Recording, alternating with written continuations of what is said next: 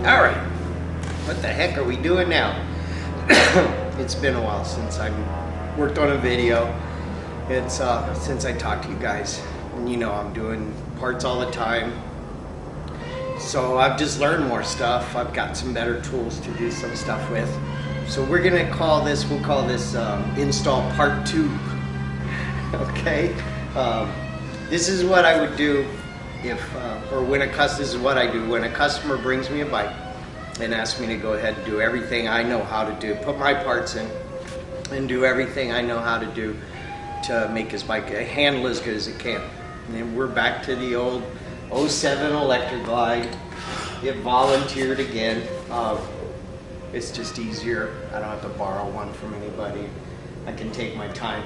So yeah, we're just gonna do what I would do. Everything I do when you bring me the bikes now. I'm gonna show you all the new tools that I got. Some stuff that's makes some of the stuff a little easier. So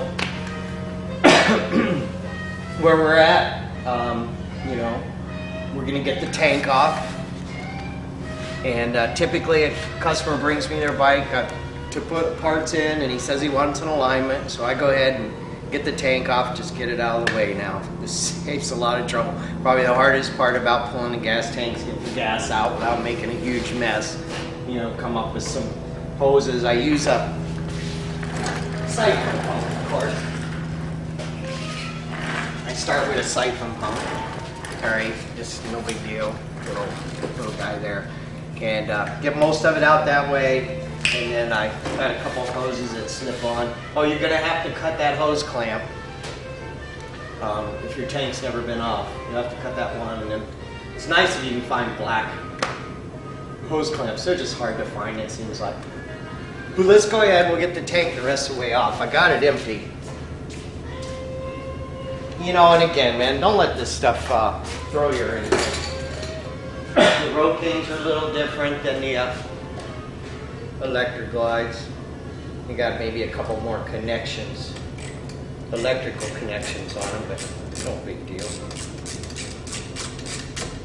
Like I said, I think get the gas out the hardest part. So what we're gonna do, we'll get the tank off. We're gonna disconnect that Heim up on top. I'll talk you through all this. I'm gonna go ahead and disconnect the front.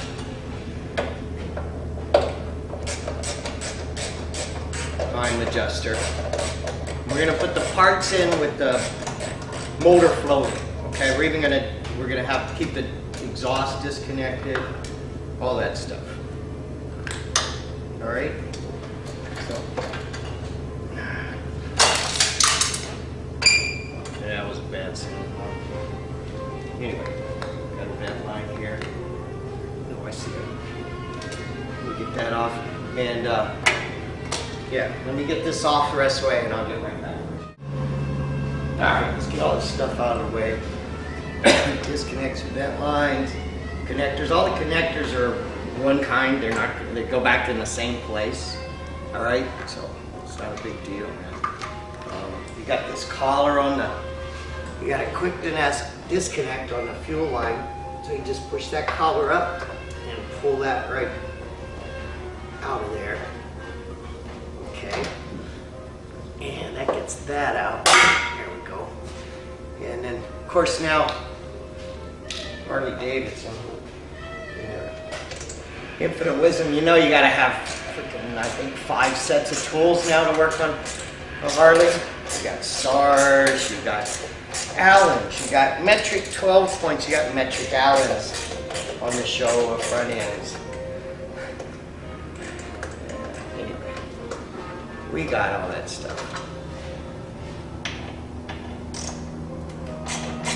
So got your fuel line disconnected, connectors off of there. Got your crossover line disconnected with something plugged in it. That's the easiest way to do it. You guys know how to do all this stuff. I'm just going over it. What we're gonna do in this whole, I'll break it into parts, but in this whole video, we're gonna put the parts in. Actually, I'm just upgrading. My bike's always the last one to get the new part. I think got parts from over 2 years ago. So we're gonna put the latest parts in this one. And then we're going to do an alignment. And the thing a lot of you guys, I've been talking to a lot of you guys about, we're gonna adjust the neck bearing torque the way I do it here, okay? And we're all loose here. Make sure that line comes up. Yeah, look at that. Kind of like we've done that before. All right, guys. I jumped ahead a little bit. But anyway, we got it loosened up. We got some of the parts off. But I want to talk to you about something.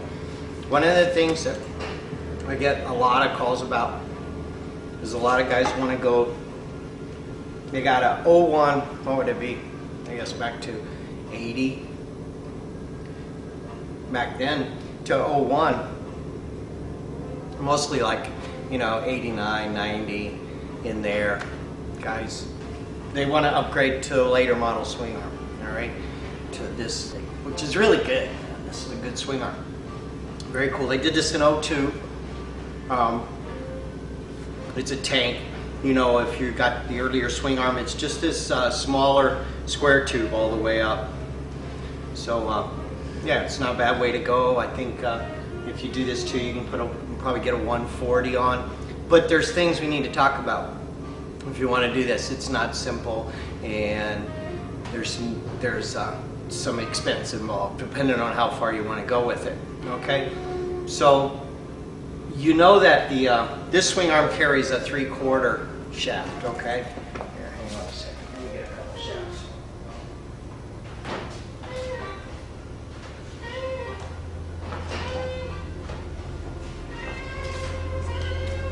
So we got. These are ours, 3/4, and then our 5/8, all right? So the 5/8 is in the 01 and earlier, like I said, back to 1980. Now you could, which means if you have this, the hole through your transmission is a 5/8 hole. And to fit this in, you would have to ream the transmission. So unless you're a machinist, you got a shop that wants to do some stuff for you. It's been done. The only way I could really see to do it is pull a transmission case out and lock it up in a mill, and then you'd be okay.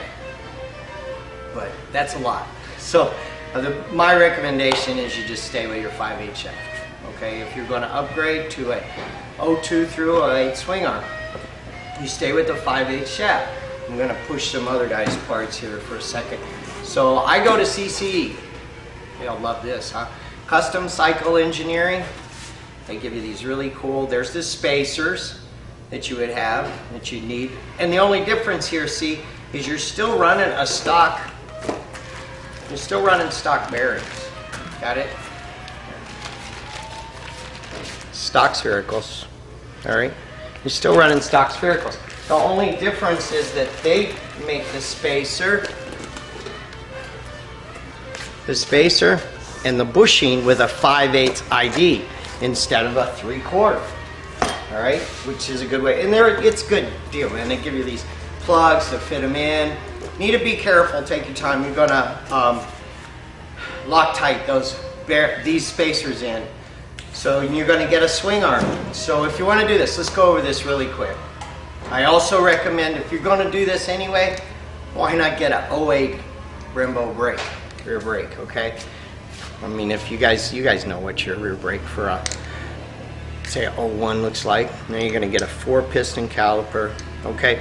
And this is not the bad part. I got this, and so somebody else, I got this swing arm and this Brembo brake from a place called Rob's Used Harley Parts. I hope you're listening to this, buddy.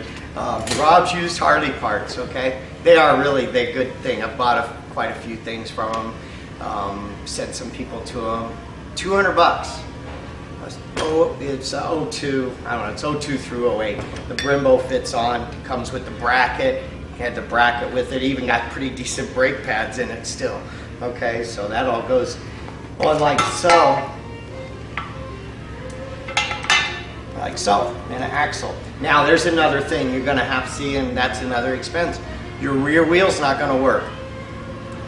You can't fit the 1-inch axle, and it's got a 3/4. You now have a 3/4 axle with a 01 and earlier, and you got a 1-inch with this swing arm. So again, best thing, go to Rob's.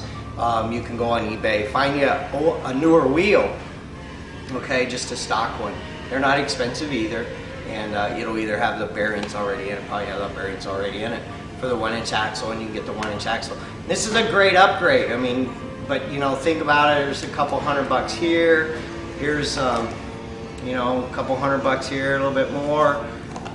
You're gonna have to do the rear wheel, so at least another 100 there, or 5. You're into 5, and you haven't run our parts yet, so probably looking at about $1,000. You know, maybe a little bit less. Maybe you can get by with this for $800. But gosh, what an upgrade! I mean, you basically taken your 2000 whatever and made it a 2008 for that. Okay, and I'm all for that, guys. I'm not into that. You know, yes, I think we should keep our bikes. I think we should just keep them. I won't ever sell the ones I have. They all got issues. Some are good, some are bad. So and that's what we do, right? We go buy it. We go buy it. Molly wants to stay on. Molly actually wants to walk, but we'll do that in a minute. She's a good girl. So we, yeah. So if you're going to support your local Harley dealer, supporting by buying parts for your older bike, I just think you should keep them. They're paid for it. You probably worked through all the stuff that you thought was a problem, or you are working through it. You know, like I've got my bikes dialed. I love my bikes. They're just awesome now. And it would take a lot to get another bike that way again. So, okay, so just keep them. If, like I said, if you want to do the upgrade. Now, you know, I'll totally honest with you guys. If you've got an 01, a 2000, whatever, 98, look at your older swing arm really good. You stick our parts in it. Can you ride it? Go ride either one and tell the difference? Maybe just slightly. You're definitely going to have a better brake, a better rear brake, which we all know is a great thing. But are you going to have a more solid? You'll definitely feel more comfortable on your bike if you load your bike up pretty heavy. You know, it's a way to go. Check your earlier swing arm for cracks. I lay them on a table and make sure that they measure out the same, so they're not twisted or anything like that. So check all that, okay? And yeah, while we're at it, you know, we've done a couple of things. We're always trying new compounds, so don't think you're missing out on nothing. It's been a little while since we've done this, but we made the bottom of the motor mount smaller. See there? So we made the bottom smaller. So you got a lot more adjustment now. We've had guys with the alignment that were just not having quite enough adjustment, so we did that. And I slotted a couple for some guys, and not very many. Or I know a couple guys that have slotted their own, you know, slotted the holes in the side because they needed a little bit more. Maybe we can get to where we can do those slots instead of holes, but I really haven't run in it too much, okay? I just want to show you real quick. This is what we're doing now. So, you know our parts, guys.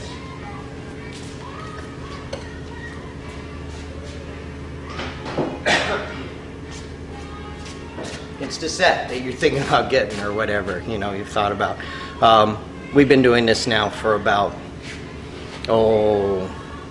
it's been a while now. I'm slow at all this stuff. I'm making parts I'm good at, fixing stuff I love, staying up on computer stuff and all. No, not my thing. But anyway, what we're doing now, I don't know if you can see it here. Can you see inside there? Yeah, you can see, look at that. See, we're pouring that through. Here's our bushing now, you can see. So this is another, actually, we had to do it. We have to pull it out of the lathe and do a 4-axis, put it in the mill to get this done. So we're banding the inside, okay, there you go. And then we slot 3 times around. So our softer urethane, when we pour our vibration dampening urethane in, we get the bands on the inside. So we're mechanically locked now too, all right? So just something else we're trying. I'm always trying to do this a little bit better. Got the 9, 10s, 11, 12s. Yeah, I get calls, you know, some of you are going, oh yeah, that's whatever he's doing, but we really do, man. I get lots of calls for him. So, and the new fronts are working really good. It's a 2 compound. We did a hard ring in the first tier, not like, and then we did a vibration dampening urethane from there back. So these other tiers that drop off were actually a softer urethane, if you want to put it that way, and then a hard collar. So it gives you that, gives a good feel into the frame, but lets that motor drops right to center as soon as you install them. I'm pretty pleased with them so far. We're getting more of them out there. You guys will start reading about them soon. All right, so let me get this stuff out of the way, and we'll get some more of this done. All right, let's get back at this, guys. I jumped ahead a little bit. I mean, you guys don't need to see everything. It's in the install video. But just a quick review. We got, we loosened up the exhausts in there, loosened the head, pulled the bolt out at the tranny, okay, pulled the 2 rears out. Got enough play to get that bottom bolt out. All right. Gone ahead and pulled the voltage regulator out and went ahead and got the bolts out of the front motor mount. What I'm gonna do is I'm gonna support the frame on a good jack. Okay? Good, solid. These are great, by the way. This is the frame jack. If I only had one jack, this would be the jack I would want to have. Who makes that? It's the same one I use on my lift.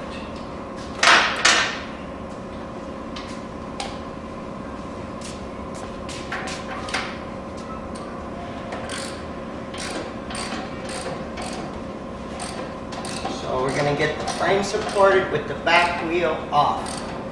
Okay? So we'll go back as far as we can. We don't want to be pulling on the front. So we'll go right against that frame cross. Number right there. Alright. The back wheel off the ground. So that's floating free. Okay? Now the whole idea with this, guys, is we're going to float the motor, transmission, and swing arm on 2 jacks, and we're going to disconnect it completely from the frame, and then we're going to let the rear parts tell us where that swing arm is going to sit in the frame. And if you think about this, you can Harley's got a tool. There's a tool you can buy. It picks up the lay center, picks up a couple of these bolts, picks up the lay center, and there's a method in the book. It's the A method, I guess. And you loosen, or you pull the bolts out of your hind, you center this with this tool, you center with the lathe centers in the swing arm shaft, and you center it with the tool, and then you adjust the Heim adjusters, top and bottom. Oh, by the way, before you do these, I would back step just a minute. If you've not done this before, spray them the night before, so at least. Spray them for a couple of days with some brake free, and then bust them loose before you pull the bolts out. Okay, before you free them up, go ahead and crack those loose. All of these nuts turn down. Here's what I use. All right, just a nice little 1/4 inch drive, 9/16. Sometimes 9/16 won't get it. You got to get a 3/8 in there just because they've never been broken. But then you want to turn them all down. Okay, 2, 3, 4. Same up here. These go down. You turn them down to free them. Okay, so that's save you having to figure that out. And I show you that in the other alignment. We're going to do the advanced version. All right, so we got the frame supported. Here we go. We're going to just support the tranny, and I'll get these floorboard brackets the rest of the way off. And I'll show you what I mean.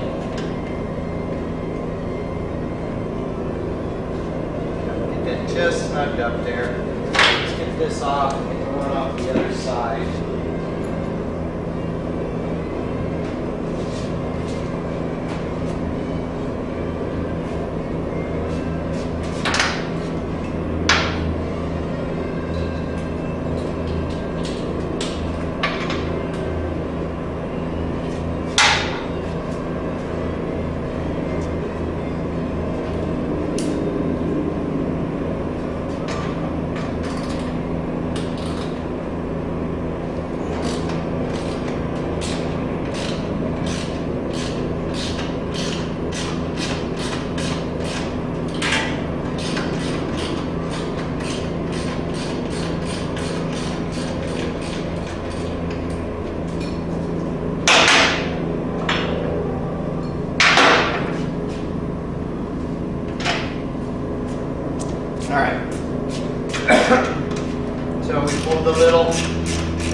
pipe off, we got the bottom bolt out because we loosen the exhaust.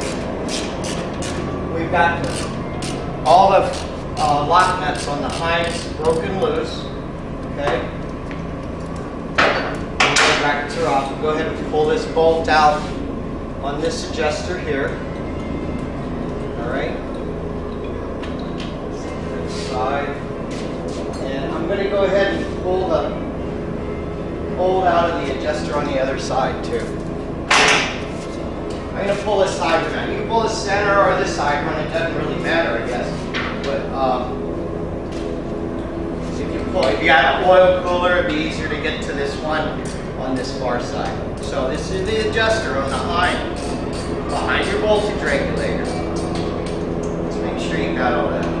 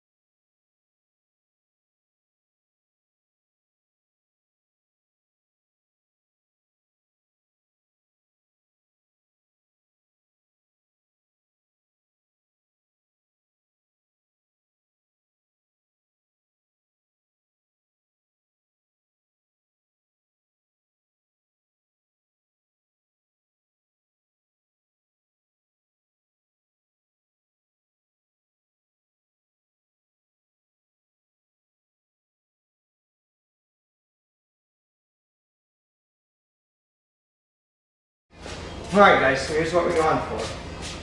Heinz are loose. Don't change the adjustment on them. It's really interesting. If nothing else, it's just interesting to see if it moved, you know, if you changed it at all.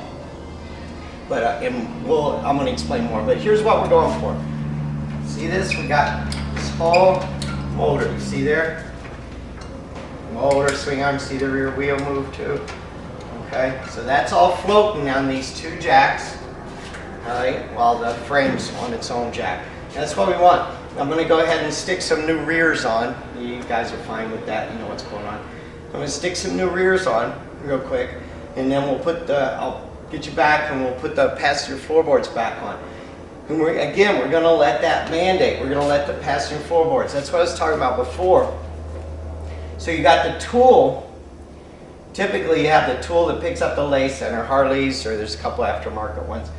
And it picks up the lay center, and then you do the Heinz the same way. You pull the bolts, you put those in, boom. Well, and that's okay. I think it's a good place to start your alignment. And I've actually found one of the things that got me going on this was I had a couple of bikes that were really far off, and I was like kind of forcing parts in. I didn't understand. Something wasn't right.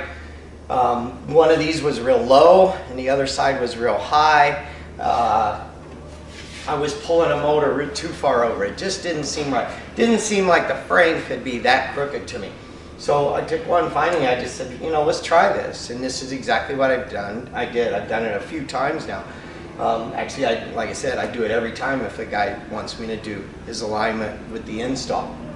Again, you don't have to. I've got guys do it all the time. They don't change the Heinz at all. No adjustments, put the parts in. Down the road, everything's fine, okay? So you don't have to. This is just, like I said, this is part 2.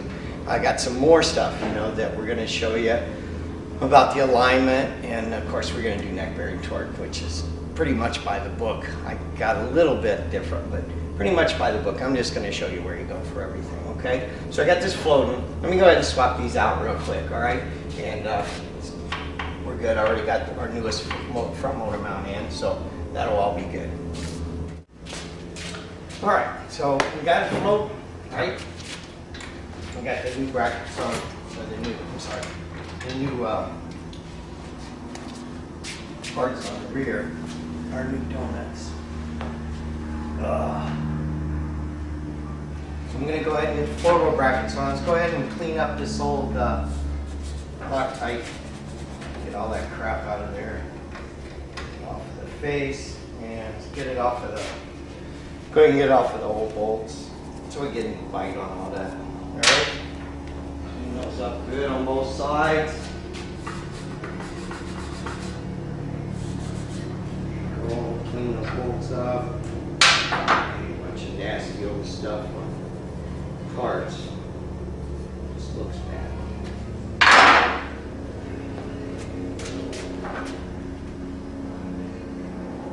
It's got so much main threads in the floorboard bracket. Pull that up. We got our trusty chapstick. Favorite one.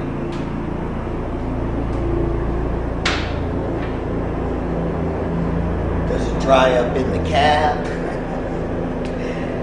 Have to find something to poke it down in there with. This side. Let's do this left side first.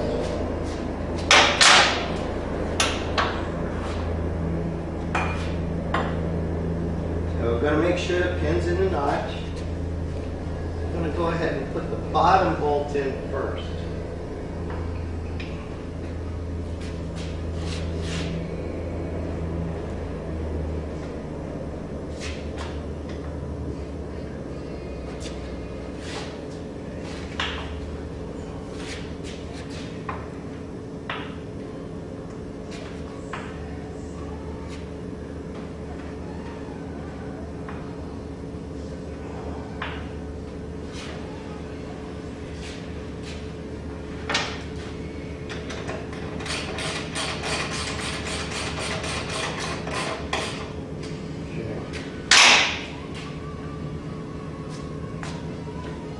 Let's go ahead and do the same on this side. Again, pins in the notch. Go up just a little, get some a bit better alignment. Right there, looks like. Alright. Give me just a second, let me get these floorboard brackets on.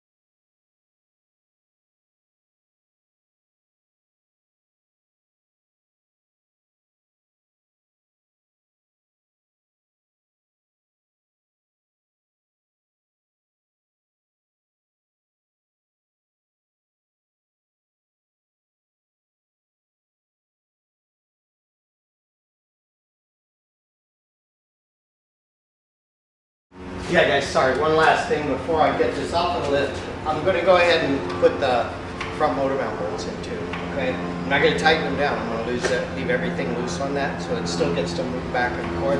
It's going to be resting on there anyway.